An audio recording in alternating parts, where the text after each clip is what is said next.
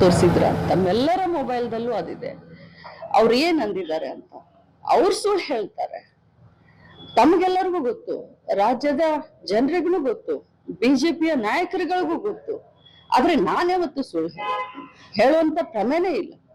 ನಮ್ಮ ರಾಹುಲ್ ಗಾಂಧಿ ಅವ್ರಿಗೆ drug addict ಅಂದಾಗ ನನ್ ಕಣ್ಸಿದ್ದಂತೂ ನಿಜ. ಆದ್ರೆ ಅವ್ರು ಮಾತಾಡಿಲ್ಲ ಅಂತ ಹೇಳ್ತಾರೆ. ಅವ್ರು ಮಾತಾಡಿದ್ದು ನಿಮ್ಮೆಲ್ಲರ ಡೊಮೇನ್ ನಲ್ಲಿ ಇದೆ, ಫುಟೇಜ್ ಇದೆ, ಪ್ರತಿಯೊಬ್ಬರ ಮೊಬೈಲ್ ನಲ್ಲಿ.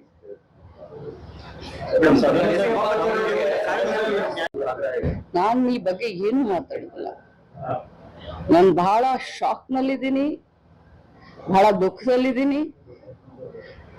ನನಗೆ ಅದಾದ ತಕ್ಷಣ ನನ್ನ ಸೊಸೆ ಹಾಸ್ಪಿಟಲ್ ಅಲ್ಲಿದ್ರು, ನನ್ಗೆ ಫೋನ್ ಮಾಡಿದ್ಲು, ಅಮ್ಮ ಯು ಆರ್ ಅ ವಾರಿಯರ್, ನಿನ್ನ ಜೊತೆ ನಾವೆಲ್ಲ ಇದ್ದೀವಿ ಅಂತಂದ್ರು. ನನ್ನ ಮಗ ಬೆಂಗಳೂರಿನಲ್ಲಿದ್ದಾನೆ, ನನಗೆ ಫೋನ್ ಮಾಡಿ ಧೈರ್ಯ ತುಂಬಿದಾನೆ. ನನ್ನ ತಮ್ಮ ಬೆನ್ನಿಗಿದ, ನನ್ನ ಕ್ಷೇತ್ರದ ಜನ ನನ್ನ ಬೆನ್ನಿಗಿದ್ದಾರೆ, ಕಾಂಗ್ರೆಸ್ ಪಕ್ಷದ ಜನ ನನ್ನ ಬೆನ್ನಿಗಿದ್ದಾರೆ. ಈ ಸಂದರ್ಭದಲ್ಲಿ ನಾನು ಇದಕ್ಕಿಂತ ಜಾಸ್ತಿ ಏನು ಮಾತಾಡಕ್ ಹೋಗೋದು. Thank you. ಬಹಳಷ್ಟು ನಾಯಕರು ನಮ್ಮ ಬಗ್ಗೆ ಮಾತಾಡಿದ್ರು.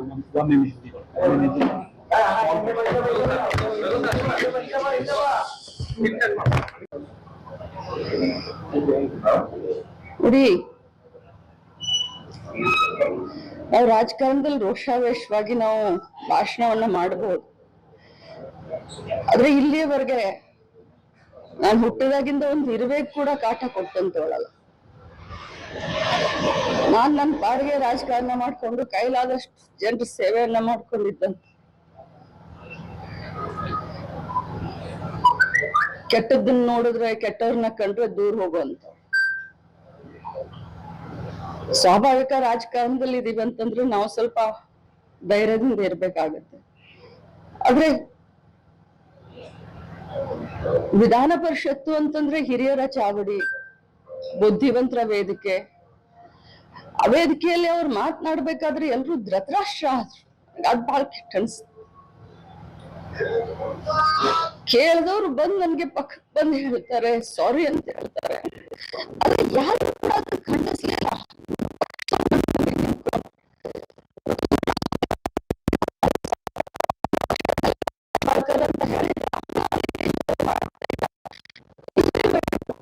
ಅಂಬೇಡ್ಕರ್ ಅವ್ರಿಗೆ ಹೇಳುವಂತ ಸಂದರ್ಭದಲ್ಲಿ ರಾಹುಲ್ ಗಾಂಧಿ ಯಾಕೆ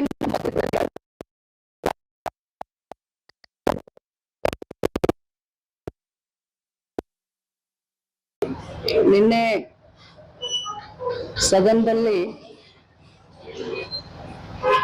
ಭಾರತದ ಸಂವಿಧಾನ ಶಿಲ್ಪಿ ಡಾಕ್ಟರ್ ಬಾಬಾ ಸಾಹೇಬ್ ಅಂಬೇಡ್ಕರ್ ಅವರ ಒಂದು ಅವರಿಗೆ ಅವಹೇಳನಕಾರಿ ಮಾತನಾಡಿದ್ದಾರೆ ಅಂತ ಹೇಳಿ ನಾವೆಲ್ಲರೂ ಧರಣಿಯನ್ನ ಮಾಡುವಂತ ಸಂದರ್ಭದಲ್ಲಿ, ಯಾಕಂತಂದ್ರೆ ಅಂಬೇಡ್ಕರ್ ಜಿ ಅವರಿಂದನೇ ಇವತ್ತು ಮಹಿಳೆಯರು ನಾವು MLA ಆಗ್ಲಿಕ್ಕೆ, ಮಂತ್ರಿ ಆಗ್ಲಿಕ್ಕೆ ಸಾಧ್ಯ ಆಯ್ತು. ನಮಗೆಲ್ಲ ಸಂವಿಧಾನದಲ್ಲಿ ಸಮಾನವಾದಂತ ಹಕ್ಕನ್ನ ಕೊಟ್ಟಂತವ್ರೆ ಬಾಬಾ ಸಾಹೇಬ್ ಅಂಬೇಡ್ಕರ್ ಅವರು. ಅವರ ಒಂದು ಧರಣಿಯ ಸಂದರ್ಭದಲ್ಲಿ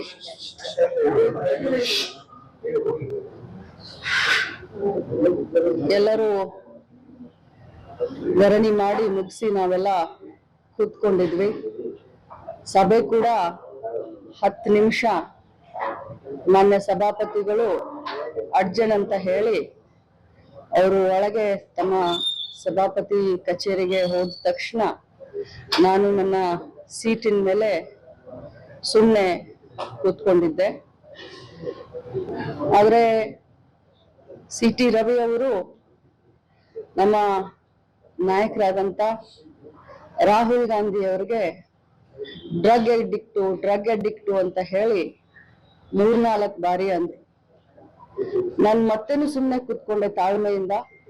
ಮತ್ತೆ ನನ್ನನ್ನ ನೋಡ್ಕೊಂಡು ಡ್ರಗ್ ಅಡಿಕ್ಟ್ ರಾಹುಲ್ ಗಾಂಧಿ ಅಂತಂದ್ರು. ಡ್ರಗ್ ಅಡಿಕ್ಟ್ ರಾಹುಲ್ ಗಾಂಧಿ ಯಾಕೆ ಅಂತೀರಾ? ಹಾಗಾದ್ರೆ ತಾವು ಕೂಡ ಆಕ್ಸಿಡೆಂಟ್ ಮಾಡಿದಿರಲ್ಲ, ಹಾಗಾದ್ರೆ ತಾವು ಕೂಡ ಕೊಲೆಗಾರರಾಗ್ತಿರಲ್ಲ ಅಂತ ಅಂದೆ.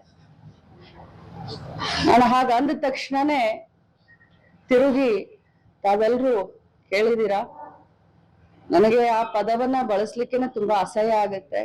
ನಾಗರಿಕ ಸಮಾಜದಲ್ಲಿ, ರಾಜಕಾರಣದಲ್ಲಿ ಬಹಳಷ್ಟು ಧೈರ್ಯ ಮಾಡಿ, ಬಹಳಷ್ಟು ಕಷ್ಟದಿಂದ ಒಬ್ಬ ಸಾಮಾನ್ಯ ಕಾರ್ಯಕರ್ತೆಯಾಗಿ ಇಲ್ಲಿವರೆಗೆ ರಾಜ್ಯದ ಎಲ್ಲ ಮಹಿಳೆಯರನ್ನ ಪ್ರತಿನಿಧಿಸ್ತಾ ಇದ್ದೀನಿ.